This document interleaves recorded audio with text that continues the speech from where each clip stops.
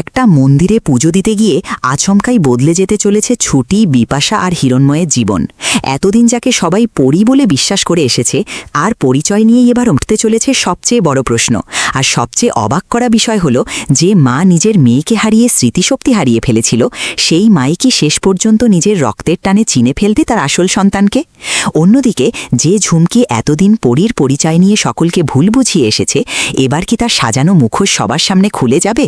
প্রতিজ্ঞা ধারাকারিকের আগামী পর্বে এমনই এক মোড় ঘোরানো ঘটনা সামনে আসতে চলেছে, যেখানে মাত্র কয়েকটি মুহূর্তের মধ্যেই বদলে যাবে বহুদিনের হিসাব নিকাশ। আর এই পর্বেই হয়তো প্রথমবারের মতো রক্তের টানে এক হয়ে যাবে ছুটি, বিপাশা এবং হিরণ্ময়। তাই পুরো ঘটনাটি জানতে ভিডিওটি একদম শেষ পর্যন্ত দেখুন, কারণ মন্দিরে ঘটতে চলা এই ঘটনায় এবার খুলে দিতে পারে পরীর আসল পরিচয়ের রহস্য। প্রতিজ্ঞার এই পর্বের শুরুতেই দেখা যায় ছুটি তার মনের সবচেয়ে বড় ইচ্ছা পূরণের আশায় মন্দিরে পুজো দিতে এসেছে।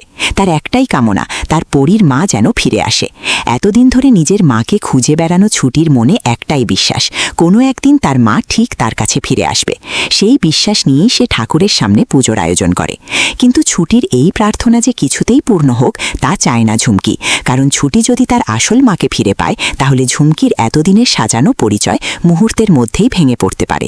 তাই ছুটি যখন ঠাকুরের সামনে পুজো দেওয়ার প্রস্তুতি নিচ্ছে, তখন ঝুমকি বারবার চেষ্টা করতে থাকে কিভাবে সেই পুজোটা নষ্ট করে দেওয়া যায়। কিন্তু ঝুমকি জানে না, ঠিক সেই সময়ই ভাগ্যের চাকা অন্যদিকে ঘুরতে শুরু করেছে। ছুটির আসল মা বিপাশা, যে এতদিন স্মৃতিশক্তি হারিয়ে ভবঘুরের মতো ঘুরে বেড়াচ্ছিল, সেও হঠাৎ করে সেই মন্দিরে এসে উপস্থিত হয়। বিপাশা জানে না সে কে, তার অতীত কি, এমনকি নিজের মেয়েকেও সে মনে করতে পারে না। কিন্তু একজন মায়ের সঙ্গে সন্তানের যে সম্পর্ক, তা কি শুধু স্মৃতির ওপর নির্ভর করে, নাকি রক্তের টান এমন এক শক্তি যা হারিয়ে যাওয়া স্মৃতির অন্ধকারের মধ্যেও নিজের সন্তানকে চিনিয়ে দিতে পারে? এই প্রশ্নের উত্তরই এবার দিতে চলেছে প্রতিজ্ঞার গল্প। ঠিক তখনই মন্দিরের পরিবেশ যেন আচমকাই বদলে যায়। ঠাকুরের কৃপায় বেজে ওঠে শঙ্খ, সঙ্গে মন্দিরের ঘণ্টার শব্দে চারদিক মুখরিত হয়ে ওঠে। ছুটি অবাক হয়ে ঠাকুরের দিকে তাকিয়ে থাকে। তার চোখে মুখে তখন একদিকে বিশ্বাস, অন্যদিকে আবেগ। সে মনে মনে ঠাকুরকে বলতে থাকে, ঠাকুর, তুমি কি আমার মনের কামনা পূরণ করবে? এই জন্যই কি তুমি আমাকে কোনো ইঙ্গিত দিচ্ছ? আমার পরীর মা কি সত্যিই আমার কাছে ফিরে আসবে? ছুটির মনে তখন আশার আলো জ্বলে ওঠে। কিন্তু সেই মুহূর্তেই আবার ষড়যন্ত্র শুরু করে ঝুমকি। ছুটির মন যখন প্রার্থনায় ডুবে রয়েছে, তখন ঝুমকি ইচ্ছে করেই তাকে ধাক্কা দিয়ে দেয়। মুহূর্তের মধ্যে ছুটির হাত থেকে পুজোর থালা পড়ে যায়। পুজোর সমস্ত সামগ্রী ছড়িয়ে পড়ে মাটিতে। ছুটি ভয়ে ও কষ্টে ঠাকুরের দিকে তাকিয়ে কান্না জড়িত গলায় বলে ওঠে, সব তো নষ্ট হয়ে গেল ঠাকুর, তাহলে কি পরীর মা আর ফিরবে না? এই কথার পরেই ঘটে যায় এমন এক ঘটনা যা ছুটির জীবনের সবচেয়ে বড় ইঙ্গিত হয়ে দাঁড়ায়। আবারও মন্দিরের ঘণ্টা বেজে ওঠে, আর সেই মুহূর্তেই ছুটির একেবারে পাশে এসে দাঁড়ায় এক অচেনা মহিলা। ছুটি প্রথমে কিছুই বুঝতে পারে না, কিন্তু পেছনে ফিরে যখন সেই মহিলার মুখের দিকে তাকায়, তখন তার চোখ যেন বিস্ময়ে স্থির হয়ে যায়। মহিলার মুখ থেকে আঁচলটা সরে যেতেই ছুটি তাকে দেখে চমকে ওঠে। তার মুখ দিয়ে আচমকায় বেরিয়ে আসে, উকিল স্যার। ছুটির এই চিৎকারে অভিও সেখানে তাকায়, এবং সেও বুঝতে পারে এই মহিলা আর কেউ নন, বহুদিন ধরে যাকে সবাই মৃত বা নিখোঁজ বলে ভেবে এসেছে, সেই বিপাশা। কিন্তু বিপাশার অবস্থা তখনও স্বাভাবিক নয়। তার স্মৃতি এখনও ফিরে আসেনি। সে নিজের অতীতের কথা মনে করতে পারছে না। অথচ আশ্চর্যের বিষয়, ছুটিকে দেখার পর থেকেই তার আচরণ বদলে যেতে থাকে, যেন মনের গভীরে লুকিয়ে থাকা কোনো অদৃশ্য স্মৃতি তাকে টেনে নিয়ে যাচ্ছে ছুটির দিকে। হঠাৎ বিপাশা ছুটিকে জড়িয়ে ধরে বারবার পড়ি পড়ি বলতে শুরু করে। এই দৃশ্য দেখে সবাই হতবাক, কারণ একজন মা নিজের স্মৃতি হারিয়েও কি শুধুমাত্র রক্তের টানে নিজের মেয়েকে চিনে ফেলতে পারে? সেই প্রশ্নের উত্তরই যেন বিপাশার আচরণে ধীরে ধীরে স্পষ্ট হতে থাকে। এদিকে ঠিক সেই সময় অভিও বিপাশাকে দেখে অবাক হয়ে যায়। এতদিন ধরে যাকে সে খুঁজে বেরিয়েছে, সেই বিপাশা আন্টি তার চোখের সামনে দাঁড়িয়ে। অভি আনন্দে দৌড়ে গিয়ে বিপাশার সামনে দাঁড়িয়ে বলে ওঠে, বিপাশা আন্টি, আপনি বেঁচে আছেন? আপনাকে কোথায় কোথায় না খুঁজেছি। কিন্তু অভির কথা শুনেও বিপাশার কোনো পুরনো স্মৃতি ফিরে আসে না, বরং সে আরও অস্থির হয়ে পড়ে এবং নিজের মতো করে আচরণ করতে শুরু করে। তখন ছুটি বুঝতে পারে বিপাশার নিশ্চয়ই বড় কোনো সমস্যা হয়েছে।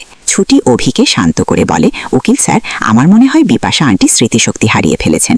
আমাদের সবকিছু ঠিক করতে হবে। আপনি এক্ষুনি হিরণ্ময় আঙ্কেলকে ফোন করুন।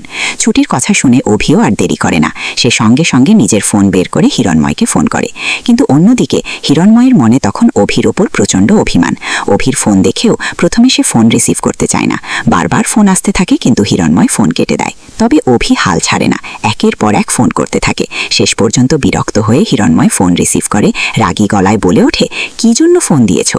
এখন তো তোমার আমাকে আর দরকার নেই, তুমি তো অনেক বড় হয়ে গেছো, বড় মাপের উকিল। কিন্তু অভি এবার কোনো তর্কে যায় না। সে শান্ত গলায় এমন একটি কথা বলে যা শুনে হিরণময়ের সমস্ত রাগ মুহূর্তের মধ্যে উধাও হয়ে যায়। অভি বলে ওঠে, আঙ্কেল, বিপাশা আন্টিকে ফিরে পেয়েছি। এই একটি কথাই হিরণময়ের পৃথিবী যেন থামিয়ে দেয়। বহুদিন ধরে যে মানুষটিকে সে হারিয়ে ফেলেছিল, যাকে ফিরে পাওয়ার আশা প্রায় ছেড়েই দিয়েছিল, সেই বিপাশা বেঁচে আছে। হিরণময় আর এক মুহূর্তও দেরি করে না, দ্রুত মন্দিরের দিকে ছুটে আসে। আর সেখানে পৌঁছে বিপাশাকে দেখা মাত্রই তার চোখে আবেগের জল চলে আসে। কোনো কথা না বলে হিরণময় বিপাশাকে জড়িয়ে ধরে। এতদিনের অপেক্ষা, কষ্ট, অভিমান সব যেন সেই একটি আলিঙ্গনের মধ্যে মিশে যায়। হিরণময় বারবার বিপাশাকে প্রশ্ন করতে থাকে, তুমি এতদিন কোথায় ছিলে? তুমি কোথায় চলে গিয়েছিলে? কিন্তু বিপাশা তখনও কোনো উত্তর দিতে পারে না। তার স্মৃতি পুরোপুরি ফিরে আসেনি। তবে হিরণময়ের কণ্ঠ, তার স্পর্শ এবং এই পরিচিত পরিবেশ যেন বিপাশার মনের বন্ধ দরজায় ধীরে ধীরে আঘাত করতে থাকে। তার পুরনো স্মৃতিগুলো আবছা আবছা ফিরে আসতে শুরু করে। কিন্তু এখানেই আসে সবচেয়ে বড় চমক। বিপাশা হিরণময়ের প্রশ্নের উত্তর না দিয়ে হঠাৎ ছুটির হাত ধরে তাকে নিজের কাছে টেনে নেয়। তারপর বলে ওঠে, এটা আমাদের পরী, ছোট্ট পরী। এই কথা শুনে হিরণময় যেন থমকে যায়, কারণ এতদিন ধরে তার বিশ্বাস ছিল ঝুমকিই তার আসল পরী। হিরণময় ছুটির হাত বিপাশার হাত থেকে ছাড়িয়ে নিয়ে বলে ওঠে, না, ও আমাদের পরী নয়। এরপর ঝুমকির থেকে আঙ্গুল দেখিয়ে বলে, এই হচ্ছে আমাদের পরী। হিরণময়ের কথা শুনে ঝুমকি সুযোগ বুঝে নাটক শুরু করে দেয়। সে বিপাশার কাছে গিয়ে মা বলে জড়িয়ে ধরতে চায়, কিন্তু এবার ঘটে যায় এমন ঘটনা যা ঝুমকি নিজেও কল্পনা করতে পারেনি। বিপাশা ঝুমকিকে ধাক্কা দিয়ে সরিয়ে দেয়। তার চোখে মুখে তখন অদ্ভুত এক দৃঢ়তা।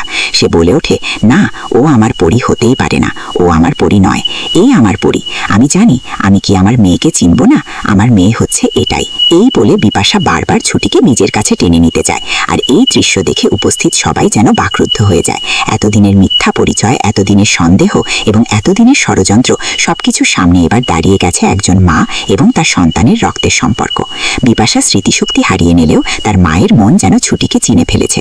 আর যদি সত্যি বিপাশার এই দাবি সঠিক হয়, তাহলে ঝুমকির এতদিনের সাজানো পরিচয় আর কতক্ষণ টিকবে? তবে সবচেয়ে বড় প্রশ্ন এখন একটাই, হিরণময় কি বিপাশার কথাই বিশ্বাস করবে? ছুটি যদি সত্যি আসল পরী হয়ে থাকে, তাহলে ঝুমকি এতদিন কিভাবে সবাইকে ঠকিয়ে এসেছে? আর বিপাশার স্মৃতি পুরোপুরি ফিরে এলে কি সে সবার সামনে ঝুমকির আসল সত্যিটা প্রকাশ করে দেবে, নাকি সত্য প্রকাশের আগেই আবারও নতুন কোনো ষড়যন্ত্র শুরু করবে ঝুমকি? প্রতিজ্ঞার এই মোড় ঘোরানো 7 দিনে এই প্রশ্নগুলোর উত্তরেই ধীরে ধীরে সামনে আসতে চলেছে। সবচেয়ে বড় বিষয় হলো, এবার ছুটির পাশে শুধু অভিনয়, তার নিজের মা বিপাশাও দাঁড়িয়ে গেছে।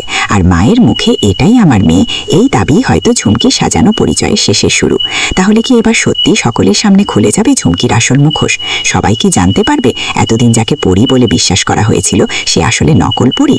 আর ছুটিই কি শেষ পর্যন্ত নিজের মায়ের পাশাপাশি নিজের আসল পরিচয় ফিরে পাবে? এই উত্তর জানতে হলে চোখ রাখতে হবে প্রতিজ্ঞার আগামী পর্বে। আর ভিউয়ার্স, আপনাদের কি মনে হয়, বিপাশা কি সত্যি রক্তের টানে ছুটিকে চিনে ফেলেছে? যদি সকলের সামনে প্রমাণ হয়ে যায় যে ছুটিই আসল পরী এবং ঝুমকি নকল, তাহলে আপনাদের কেমন লাগবে? আপনাদের মূল্যবান মতামত অবশ্যই কমেন্ট করে জানাবেন। এমন আরও নতুন আপডেট পেতে আমাদের চ্যানেলটি সাবস্ক্রাইব করে পাশে থাকুন।